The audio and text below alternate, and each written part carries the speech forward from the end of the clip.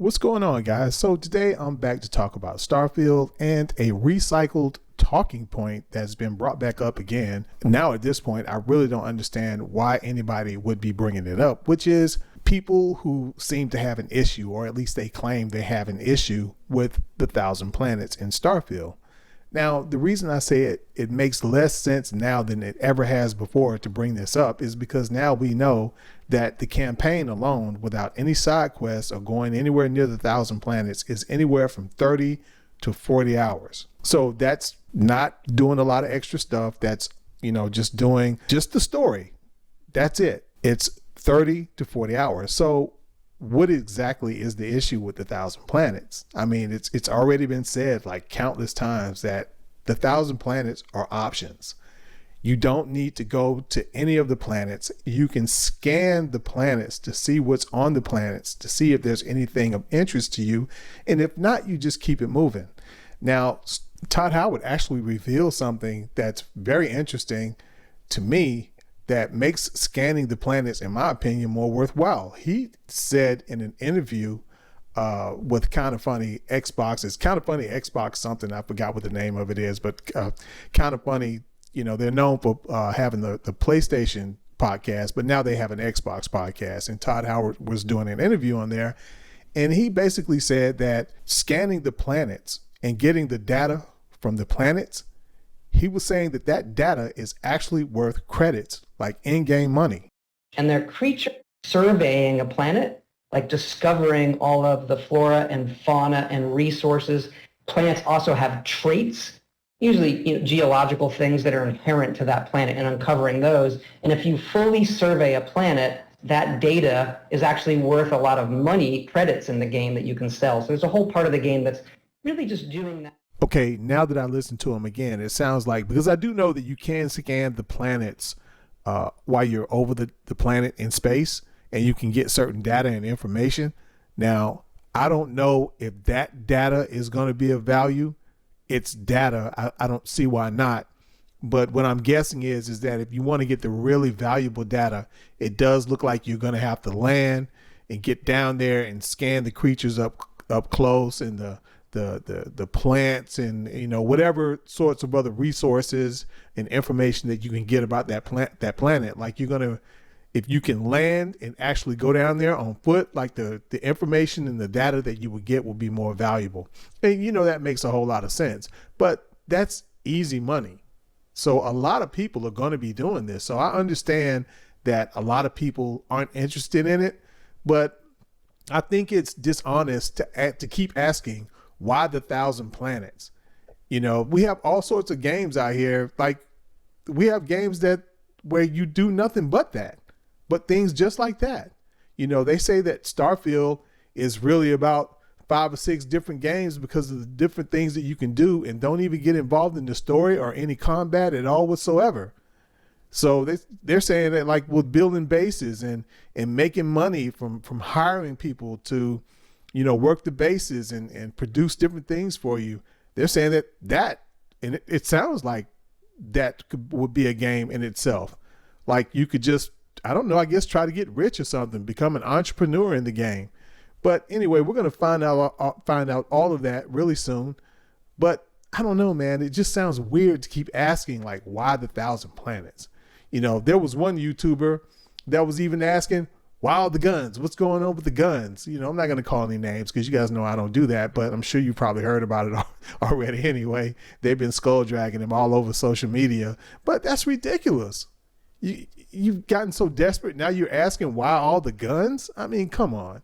So I believe this falls right in line with that. This whole thing about these planets, people just need to stop because, it's getting to a point now where you're embarrassing yourself. But the main point is that you don't have to go to the planets. You've got plenty of gameplay there, even if you didn't want to do any side missions. 30 to 40 hours, that's a long time to play a game. If you're just interested in a 30 or 40 hour story, that's a long time, because you have to consider there are games out here that are $70 that have stories that's much shorter than that. And also, come to think of it, look at No Man's Sky. No Man's Sky's story is over within a few hours. The story is nothing. Even people who still play it to this day, every day, will tell you that there's nothing to the story in No Man's Sky.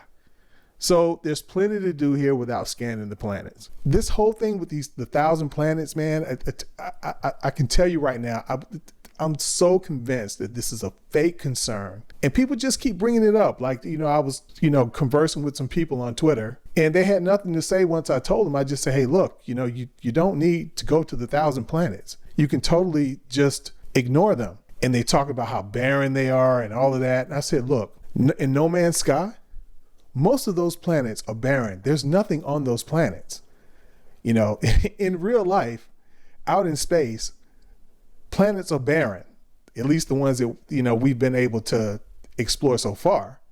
So in other games, planets are barren. That's, it's not like it's a total waste to go there. You can actually go there and get resources. And that's another thing I was telling them. I was like, a lot of people who are going to be going to these planets are going to be going out of curiosity. They're going to be going to build bases, and they're going to be going there to get resources. And now, from the new information that we got, you can go there and you can just sell the data that you get from the planet.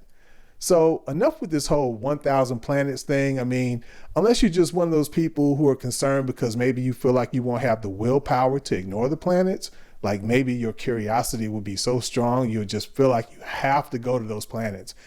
Damn you, Todd, why'd you have to put all these planets here? Now I'm not finishing the story like I want to. You're pulling me, these planets are pulling me in. They're pulling me in. I can't resist.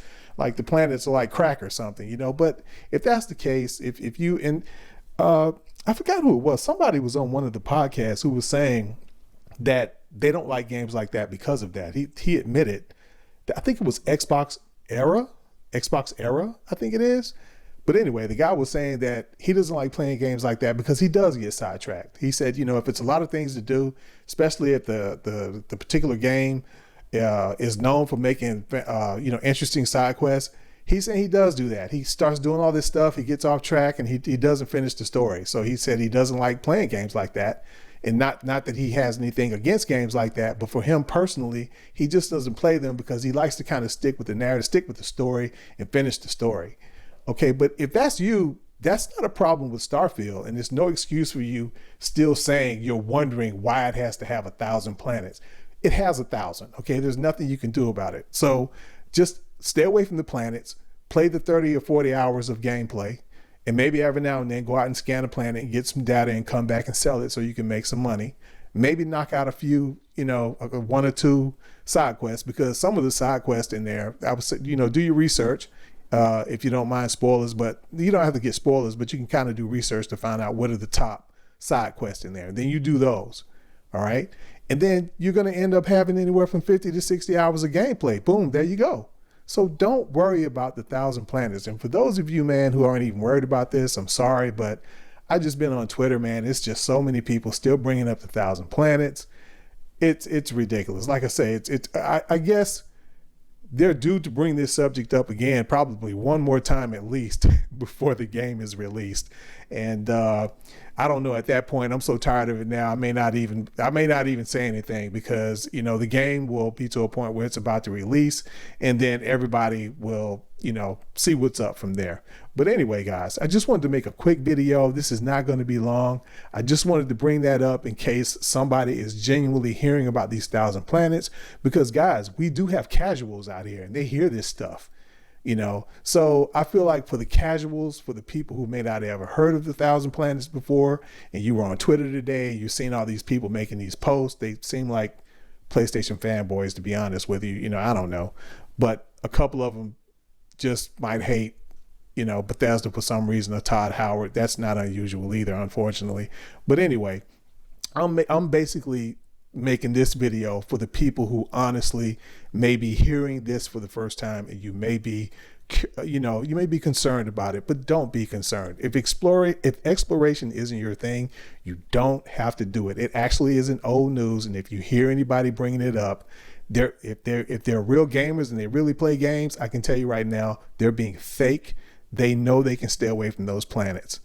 All right, guys. But anyway, I'm going to go ahead and cut it short right here. And look, if you like the video, I know I wasn't talking about a whole lot, just basically saying something I felt like needed to be said.